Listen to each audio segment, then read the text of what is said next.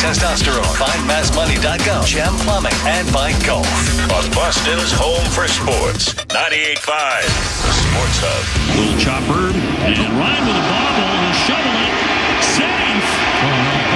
Casas down clutching at his leg, maybe his knee there. Once he hit the bag, he went crumbling. And on his back. Yeah, Triston kind of really sniffed that hit out. I think when he hit the...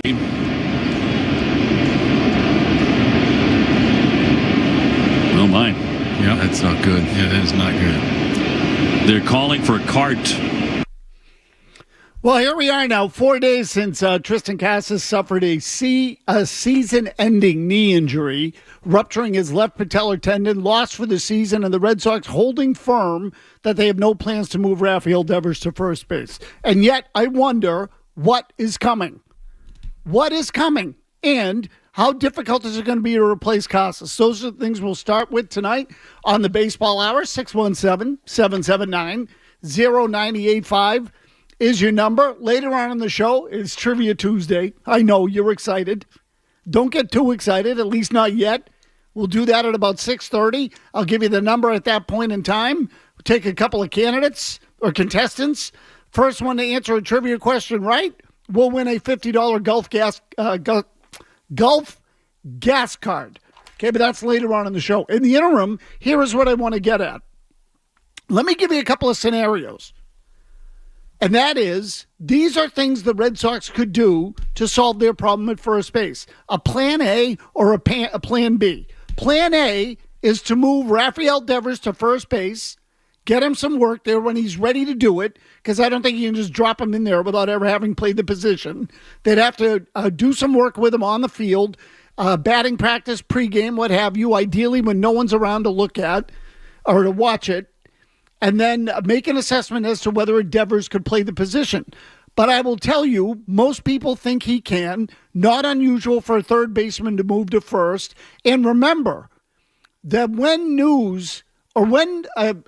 the story was first written last September about the Red Sox potentially pursuing Alex Bregman, and one of the accompanying moves was to put Devers at first base. Jimmy Stewart, where could that have come from? Where could such an idea, when Kenny Rosenthal wrote back last September about the idea of the Red Sox pursuing Alex Bregman and trading Triston Casas for pitching, which is what the story said in September. What was the theory as to what the Red Sox would do to at first base? Move Rafael Devers there. Right. And where do you think that came from? Alex Cora. So here's the part I don't get. If the Red Sox were thinking about it as far back as last September. Well, Maz, Alex Cora was thinking about it. It might not be the Red Sox who were thinking about it. It was Alex Cora. Okay, so that's fair, too. It could have been that the organization didn't want to do it at all, or certainly they weren't ready to trade Casas. But it does make you wonder, why didn't the Red Sox broach the topic with Devers at some point and maybe have him work on it over the winter, work on it during spring training, what have you? I get it. Very sensitive subject. But nonetheless, moving Devers there is an option. I don't know if it's a good one. I don't know if it's the best. I think it's the best, and I'll give you a reason why in a minute. But we don't know. The answer is we really don't know if Devers can play first. We think he can. Another option would be Roman Anthony, which the Red Sox have ruled out. They said they don't want to do that one either.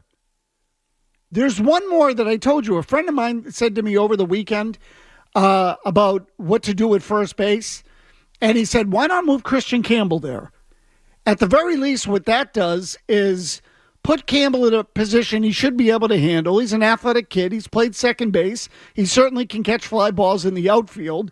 He doesn't throw especially well, but first base is a position where you may not necessarily have to throw as much as many other positions. In fact, I would love to know if there's some data out there on whether or not first basemen throw the least amount of times during the course of a season that any other position throws. If there's any way for someone to look that up, I would love to know.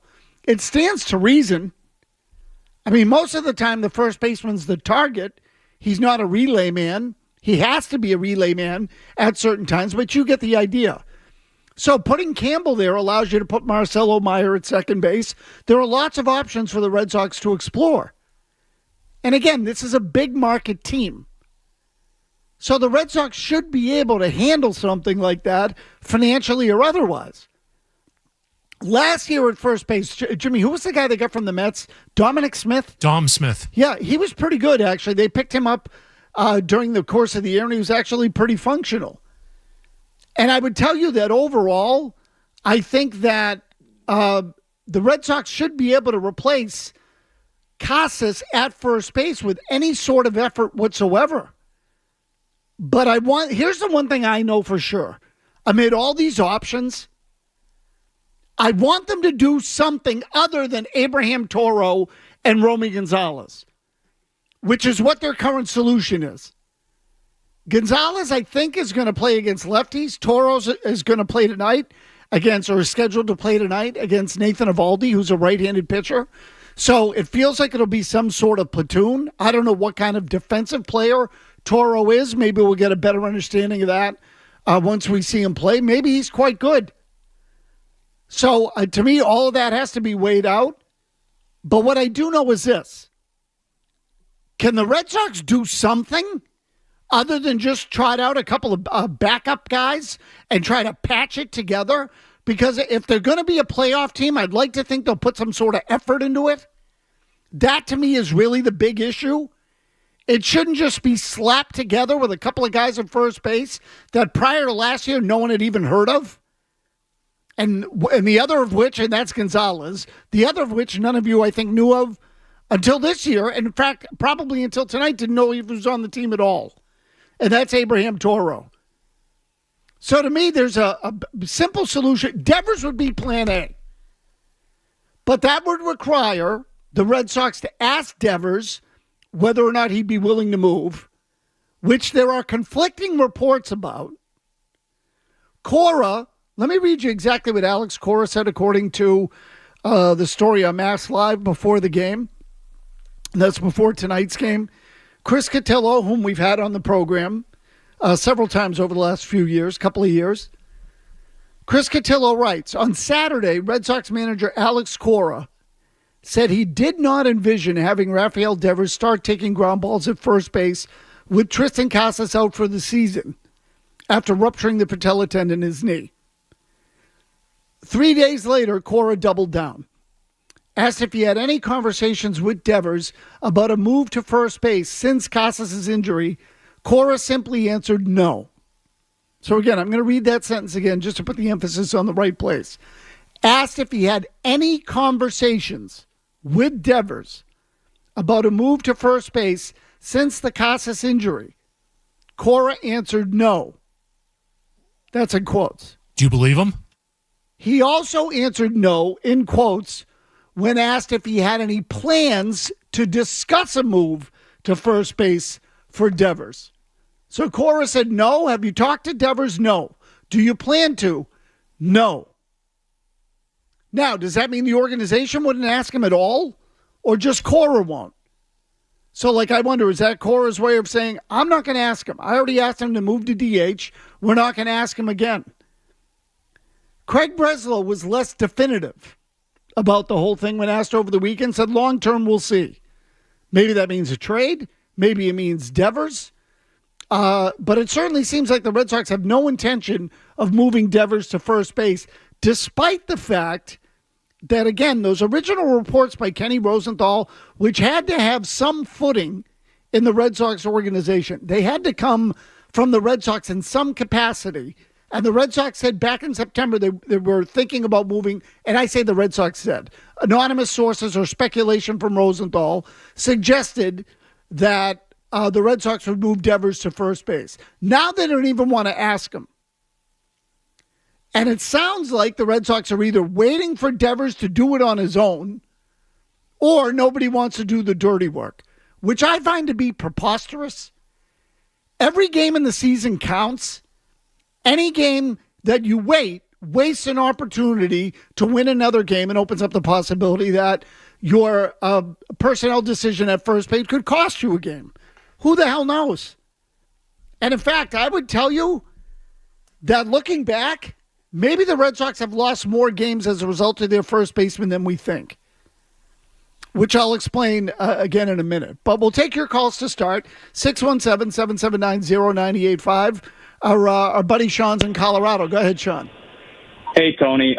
First off, my worst case scenario that I fear that they're going to do is they're going to call up Grandal to catch and move Connor Wong to first base, which I could not be more against. I just don't want to see Connor Wong that much. So that makes me ask the question, I haven't been able to look into the numbers or anything, but what are your thoughts about them going outside of the organization, looking at some names I've seen like Lucan Baker in St. Louis, Nate Lowe in Washington, or even if they want to go at Rhys Hoskins? I've heard that too.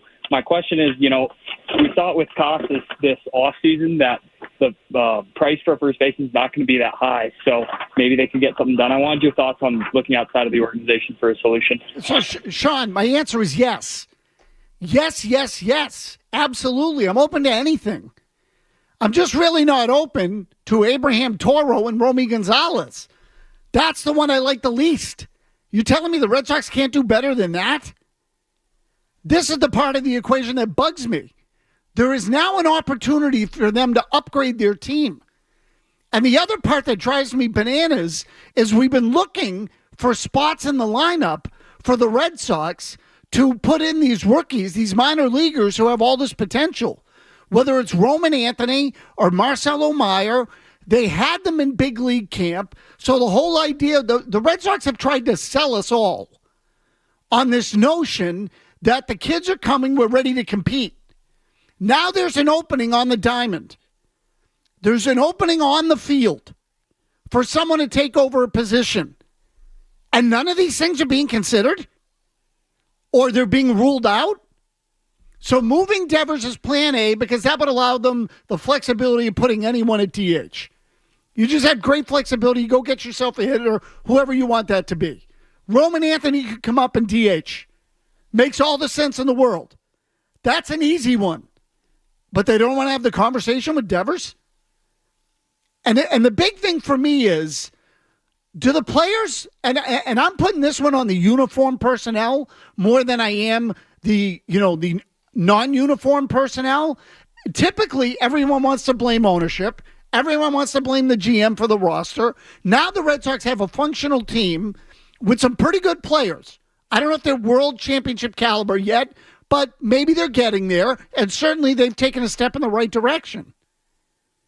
So now I looked at the uniform people and I say, are you willing to make the sacrifice to make this work and make your team better? Is Rafael Devers willing to go to first base? Is Cora willing to ask him? Is Christian Campbell willing to do it? Roman Anthony has a little more at stake because he doesn't have a contract yet. And when I say a contract, I mean a long-term deal. So I can get some resistance there. I understand that. But there are lots of alternatives for them to make this work. And make no mistake, they can be a much better team if they can get a first baseman that can produce. I'll give you the numbers on Casas, really at first base, and how much of a sinkhole it has been for the Red Sox over the last 5 years. Because it's been a borderline disaster. We talk a lot about how the team has not had a second baseman. Guess what? They haven't had a first baseman either. We'll continue with your calls. We'll do that. We'll come back. I'll give you those numbers on Casas. Wait till you hear these when we come back on the Baseball Hour.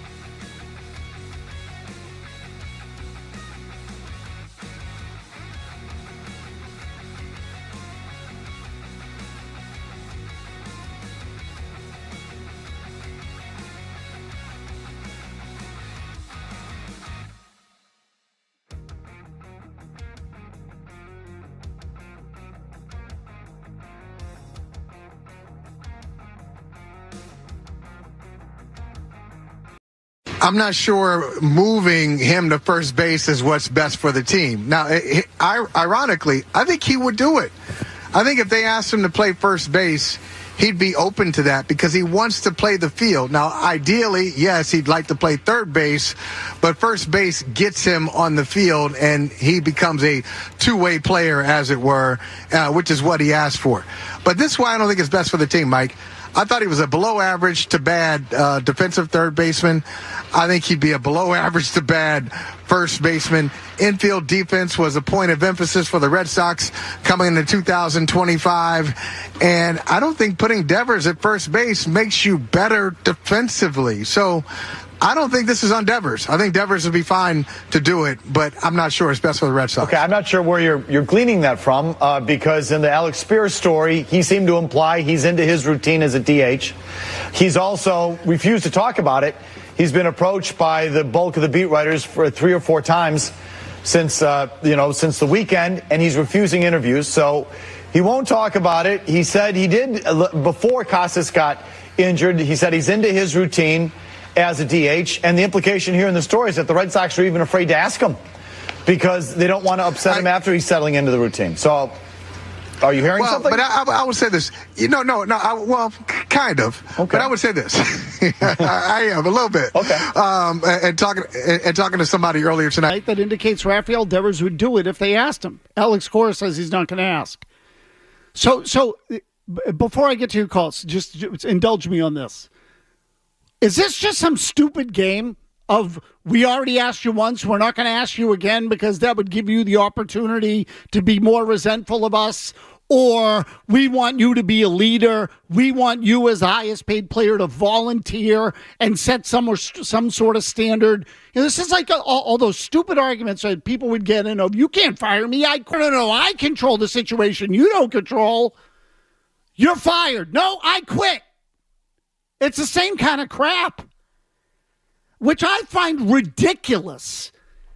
These are grown men in a billions of dollar industry. I don't know what the gross revenue is in Major League Baseball, but it's what, 12 million, somewhere in that area, maybe more. And we're going to play this stupid game when you have the chance to win. So the Red Sox are just willing to let this evolve, as opposed to someone pushing the envelope. So look, I would love it too if Rafael Devers walked into Alex Cora's office and said, hey, you know what? Why don't I try first base? I'm willing to do it. Instead, they're involved in some sort of power play where they're not all focused on the same thing, which I think is ridiculous. And on good teams, make no mistake, somebody would step up. Chipper Jones, I think, when he was with the Braves, didn't he volunteer to play like left field and shortstop? Yeah, that sounds right. I think he was willing to play anywhere. And so, not that he's the only one. Kevin Youkilis did it here with the Red Sox. He was playing third base one year. Then they needed him to play first. They bounced him back and forth. It was 2008. And you know what? I thought he should have been the MVP of the league that year. He also played a handful of games in left field that year. I mean, really, they moved him all over the place. He kept hitting. There was no problem.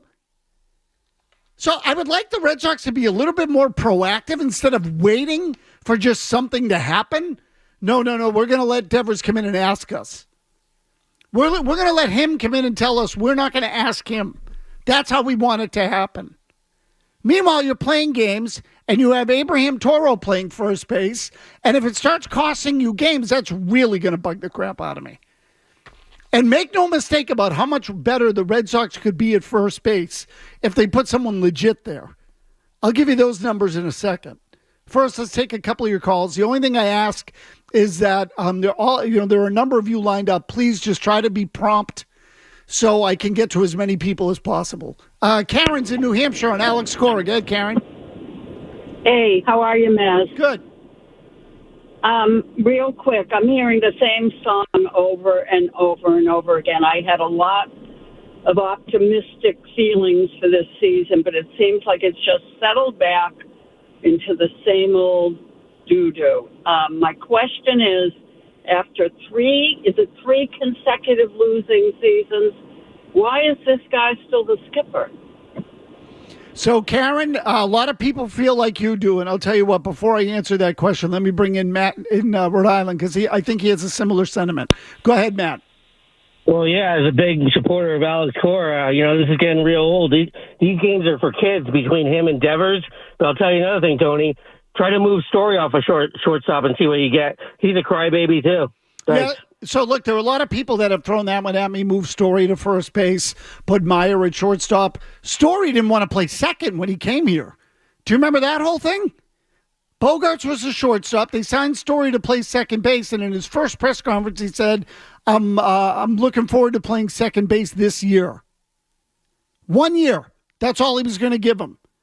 Meanwhile, he's missed much of the ensuing 2 or 3 or however many it's been. He was this is his 4th year. So he missed. He played 2022, missed much of 23, and missed much of 24. So this to me is the sign of a team that doesn't get it, particularly from the veteran guys.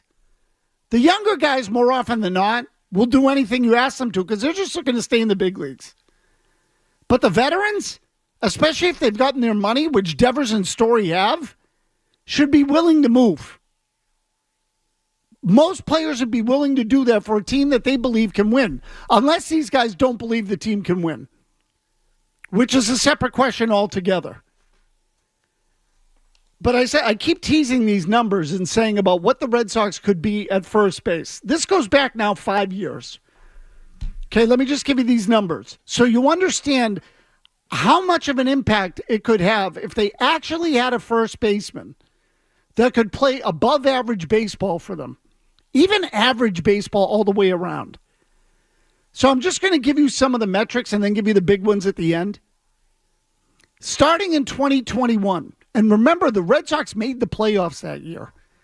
That was Franchi Cordero, and then they picked up Kyle Schwarber. Starting in 2021, I threw out the COVID year because they were so god-awful that year that they only played 60 games, so throw that out. Starting in 2021, they have made more errors at first base than any team in the big leagues. And if you don't want to go by errors, because that is a subjective stat, and I know the nerds don't believe in subjectivity. Defensive runs saved, a modern metric, dead last. They've had the worst defense in the league according to old metrics and new ones. And outs above average, overall defensive rating, worst. The Red Sox have had the worst play at first base defensively in the last 4+ years. So again, going back to 2021, this is the 5th season. In OPS, they rank 16th. Casas has had some influence there, but remember too, he missed a lot of time. So overall, their production at first base in the big leagues over the last 5 seasons has been average. In offensive WAR, they've been 19th, meaning below average. If they found just an average offensive first baseman based on WAR, they'd be ahead of the game. And in overall WAR, which factors offense and defense, and for those of you who don't know, WAR is wins above replacement. That's how players are graded now. I hate to talk down to you for those of you who already know, but many baseball fans have no idea what that stat is still because they're in the older part of the demo. The Red Sox ranked 25th out of the 30 major league teams, meaning their replacement players that they have put in have been below average for the last 5 seasons. 25th in WAR. If they just put a guy who's in the middle of the pack, they're in overall WAR, offensive defense combination. Frankly, I think a guy like Dom Smith, if I had to look up his WAR, would be above average last year in the big leagues. Just a guy like that, if he could replicate that performance from a year ago, would help them. Which is really astonishing that they could have play at first base that bad with Casas or without him. So, Kevin Majori's got your headlines. We'll do Trivia Tuesday when we come.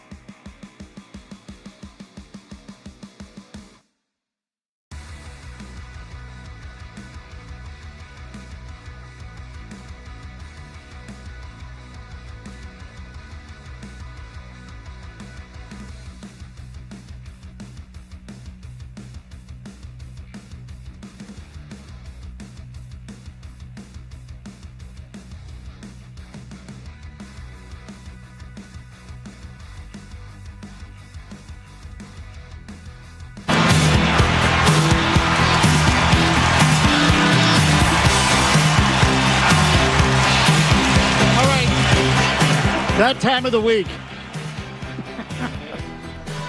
Trivia Tuesday, presented by our friends at Gulf. Let me explain to you how the game it works here. I ask you, and when I say presented by Gulf, you'll win a $50 gas card from Gulf to fuel your way to Fenway if you can answer tonight's trivia question. I really like doing this for the stupid answers, like the ones that are wrong. Unfortunately, we haven't had many of those yet. So, in any case, sometimes people don't even get close. I think we used to make it like 2 or 3 questions they had to answer. Now it's just one. But at the beginning, Jimmy, didn't we give away a trip to like Aruba one year? Yeah, that sounds right. I mean, it's a pretty good deal. So we had to make it a little harder for you back then. But the contest line, 617-931-0985. 617-931-0985. First 2 callers. We'll take caller number 1. We'll ask you a question. If you get it right, the contest is over. You win.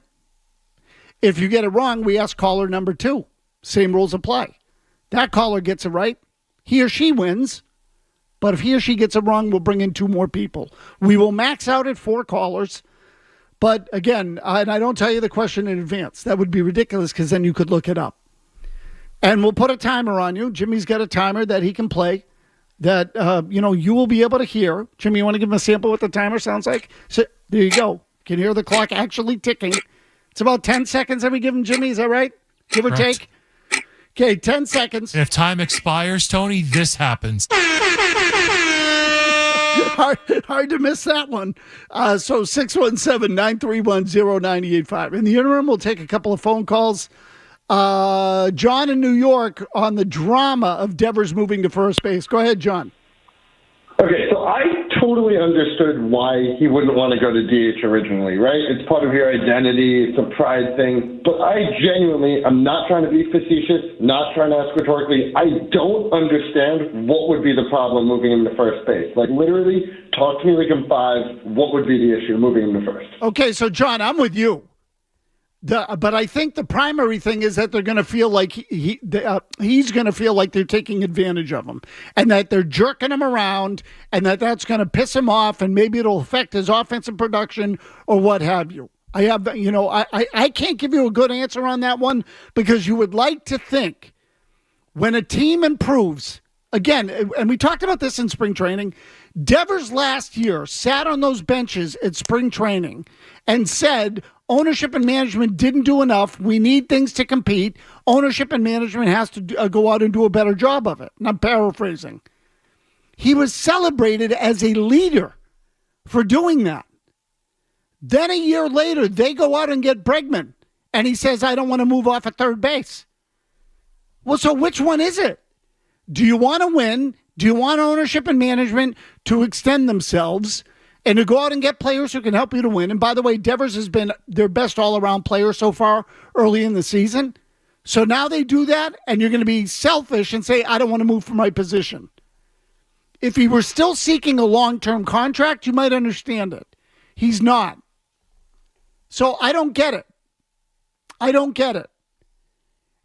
And they're playing some sort of game with him here that they want Devers to come to them because what? It'll demonstrate that he's matured and he's started to understand that it's about the greater good. In the same breath, I would tell you, then just ask him to do it. Meanwhile, Michael Hawley, again, we played this sound for you earlier. Michael Hawley had a report on NBC Sports Boston last night. I call it a report. It wasn't really a report. It was more him saying that he had spoken to someone who said Devers might be more amenable than they think, but they have to ask him. So Devers says, no, you got to ask me.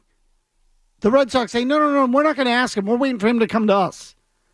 Which feels like a stupid game while you're playing a stupid situation when you're playing meaningful games. That just seems dumb. Tommy in Providence with a suggestion at first base. Good, Tommy. Hey, Tony. If the Red Sox have kicked the tires and all on Anthony Rizzo. He was a Red Sox draft pick, multiple Gold Gloves, a heck of a hitter. And I listen to the Yankee games too, and they've been talking about he's working his way back. He wants to get an opportunity again in the major leagues. You know anything about that? So, Tommy, I don't. What I do know is that Rizzo's play deteriorated last year. His defense isn't quite what it was. He's still probably better than anything the Red Sox could put out there. And I don't know, is he overcoming an injury or something, Jimmy? Do we know what the story is? No, he just had my understanding is he just had a newborn child, and he kind of wants to spend time there unless he gets a real contract from a team, not just the major league minimum. Okay. So I don't see the Red Sox giving Anthony Rizzo some sort of significant contract, and I think if Rizzo is saying that no one's going to give him that. So that's the business part of it. And, I'm not against Rizzo. He's not the player that you remember. I'm trying to just look up Dominic Smith and what his WAR was. 0. He had a 0 WAR. Okay, which means he was an average player at the position. Okay, so for the Red Sox, that would be a win. Because let me just, out of curiosity, let me look up what Triston Casas' WAR was last year. Casas was 0.6 last season. This year, he's negative 0.8. So Casas has been below average this year. Dom Smith coming in and playing like he did a year ago would actually be an upgrade. Okay, we're ready for Trivia Tuesday. John is in New Hampshire, contestant 1. Again, he can will win a $50 gas card from Gulf if he can answer one trivia question. John, are you ready? Yeah, I'm ready. Okay, here you go. This week's question. Last week on April 26th, Red Sox outfielder Jarren Duran executed a true steal of home in a game at Cleveland, meaning it wasn't at the back end of a double steal. He actually, with the pitcher on the mound, ran and stole home before the pitch and tag were applied. Prior to Duran, the last Red Sox player to execute a true steal of home also did so on April 26th, same date, albeit in 2016. Who was he? That would be Jacoby Ellsbury. Jacoby Ellsbury is correct. That's right. Very good. There you go. We got a winner. Boy, what's that, like 3 weeks in a row, Jimmy, now? 4 weeks? Yeah, disappointing. Yeah. Questions aren't hard enough, are they? I would have asked who did it before Ellsbury. Okay. That's a good one. Maybe I'll ask that next week. People can look that up. John, stay on the line. The guys back there will get your information. You get that $50 Gulf gas card. Again, Trivia Tuesdays presented by Gulf. Just download the Gulf Pay mobile app for everyday savings. That's Gulf. It all starts here. Let's see if we can sneak in one more call. John in the car. Oh, Jimmy, I froze up. So maybe you could. There we go. John in the car. John, what do you got? Tony, not for nothing, but isn't the reason this team got Cora was because he has the ability to navigate through all this stuff and integrate the clubhouse and be able to get on every guy's level because he's a player's guy. And to me, this is all on his shoulders. This is why they paid him the money. As far as I'm concerned, the club is exempt from this because he wanted his Booby Bregman. They got him his Booby Bregman. They got him Crochet. They got him some players this year.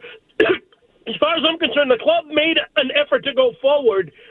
This is the one true tough test that Cora has this year, and he has failed miserably.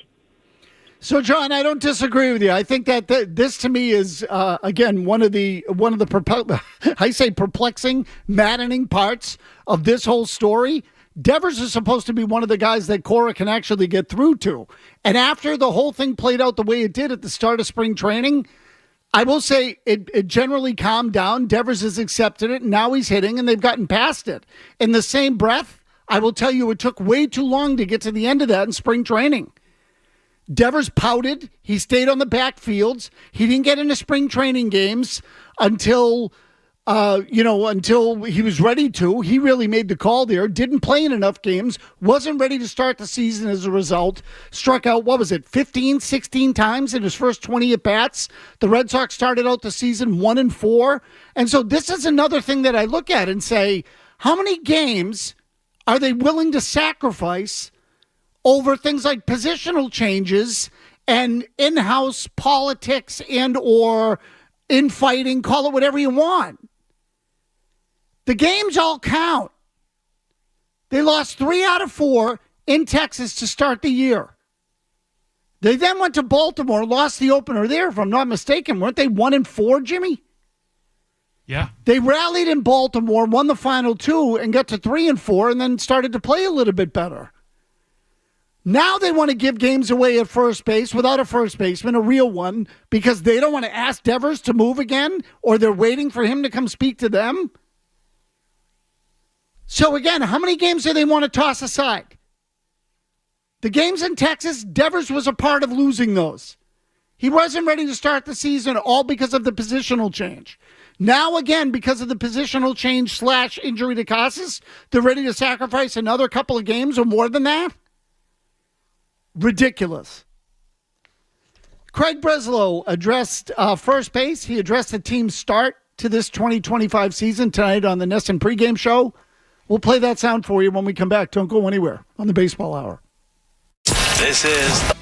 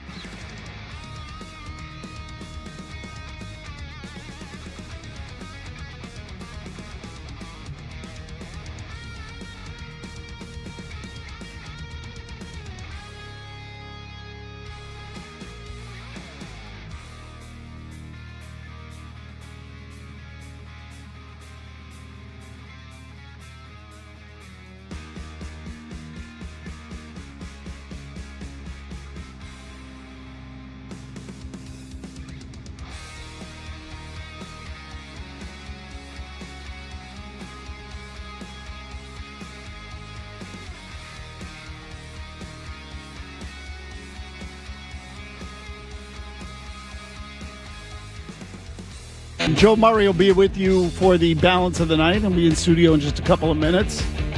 But I did want to play for you a couple of things that Craig Breslow said on the Nesson pregame show tonight that I think are worthwhile. One concerns the overall start of the Red Sox, who are 18-18 after 36 games. The other concerns the decisions to be made at first base now that Triston Casas has been lost for the year. So let's do the Casas one first, just because we've spent much of the night talking about that. There's no clear resolution here, at least in the short term. But this is Tom Caron with Breslow pregame again on what the Red Sox plans are for first base. Toro tonight, and I always will sort of chuckle at spring training when you look at some of the players who brought in and signed, right, that fans aren't talking about, and you say, this guy's probably going to be important before it's all said and done. It's just a reminder that there's no such thing as an insignificant move to a major league team, right? You end up diving into that depth sometimes earlier than you'd want to, but these are the guys you need to sort of help you through a season. No doubt about it, and there are guys who, you initially sign as depth who go on to play critical roles, and you look back at successful seasons and you think about guys like Koji Uehara or Shane Victorino or Johnny Gomes, who were more intended to be complementary pieces who play prominent roles on really successful teams. And it's a credit, I think, to the pro scouting group and those who identified guys like Toro who could come in and fill a need. But that conversation is obviously fluid, and we'll need to figure out not just this short term kind of solution, but something longer term as well. Okay, so if we're going to start comparing Abraham Toro to Shane Victorino and Koji Uehara, stop. That's a load of crap. Please. Not even in the same jurisdiction. Johnny Gomes, Shane Victorino, Koji Uehara were all signed to multi-year, multi-million-dollar deals. All of them. They were all big league players with a history of success in the major leagues. This guy has none. Okay, Abraham Toro, and I got nothing against Abraham Toro, but he really has no track record of success in the big leagues as a starter for any length of time. The guy's career average is .219, his OPS is .637. Let's not be ridiculous. Stopgap measure, at best. I'm not even sure he was on the 40-man roster. Was he on the freaking 40-man roster? I don't think he was. Let's not get stupid. Now, quickly. The overall start of the Red Sox, 18-18 after going 81-81. Since the start of last year, they're 99-99. Could you get any more perfectly 500 than that? Anyway, here's Breslow's answer. Closing in on the quarter pole, Craig, 18-18. We're talking about 9 of those 18 losses are one-run losses. When you look at that, is that disappointing because those are games you could win? Is that a sign that, you're right there, it's not a massive overhaul? How do you sort of assess what we've seen so far? Yeah, well, I think you look at where you are relative to where you thought you would be, and there's no question, our expectations are heightened for this season, and so it's disappointing in that I think there were winnable games that got away from us, and you can look back at the end of a season and point to particular losses, and in a lot of ways that could shape your season. But it's early, and there are some things that we're doing pretty well, and right now it seems like we're kind of less the whole is greater than the sum of the parts, and more that the parts individually look pretty good, but they're not coming together to win games, and that's something that we need to fix. Okay, so again, the quarter-mile poll or the quarter poll coming up. They've already played 36, 40 games coming up shortly. They'll play 3 against the Rangers, and the 40th game will be in Kansas City on Friday. Some things that we're doing pretty well. I found it interesting he said pretty well, not well. There are some things we're doing pretty well. I would agree. Pretty well. I don't think they're doing anything well. I really don't. Starting pitching, relief corps, defense, offense, what are they doing well? I don't think there's anything that they're doing well. And I think Breslow knows it. They've played a garbage schedule, and they're 18-18. So I don't know, maybe we can get more into that later in the week. And I should tell you a quick programming note. There will be no baseball hour tomorrow night. Because of the Celtics Game 2 against the Knicks, Felger Maz is going to be remote tomorrow at Hurricanes on Canal Street. And, or is it Hurricanes at the Garden now? Is that what they call it? Or is it, anyway. because of that, we're going to be remote. So we're going to do an extra half hour of Felger and Maz, which will go right into Celtics pregame. But we'll return on Thursday, at which point Jared Carabas will make his weekly appearance. So that'll be on Thursday. And by then, certainly we'll have a couple of more games to talk about, weather permitting. Joe